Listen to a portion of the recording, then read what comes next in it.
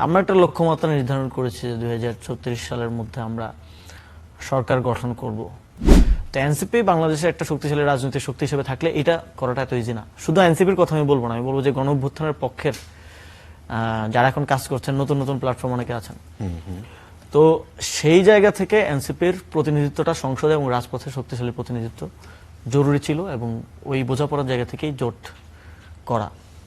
আমি যেটা বুঝি রাজনীতিটা, আমি এনসিপিকে বড় করতে চাই, এবং আমি মনে করি আমি সহ আমাদের কমরেডরা আরো যারা আছেন, আমরা এনসিপি একটা বড় রাজনৈতিক দল হিসেবে দেখতে চাই।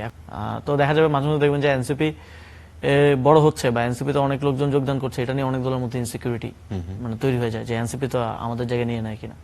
আমরা একটা লক্ষ্যমাত্রা নির্ধারণ করেছি যে 2036 সালের মধ্যে আমরা সরকার গঠন করব।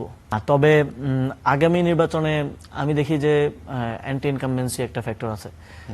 এই নির্বাচনেও বিএনপি তো খুব বড় মার্জিনে, ভোট শেয়ারের দিক থেকে খুব বড় মার্জিনে কিন্তু তারা জিতে নাই। ফলে এই মার্জিনটা কমে আসবে বিএনপির, স্বাভাবিকভাবেই কমে আসারই কথা।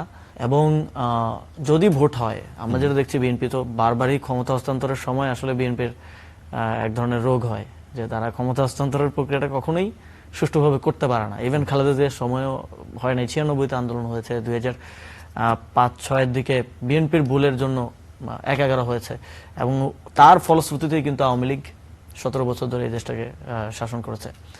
তো তারা আসলে কতটুকু সুষ্ঠু নির্বাচন দিবে সেটাও একটা প্রশ্ন থেকে যায়।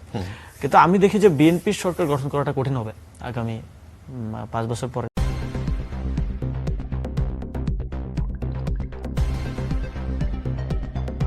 News Vision, Digital Multimedia.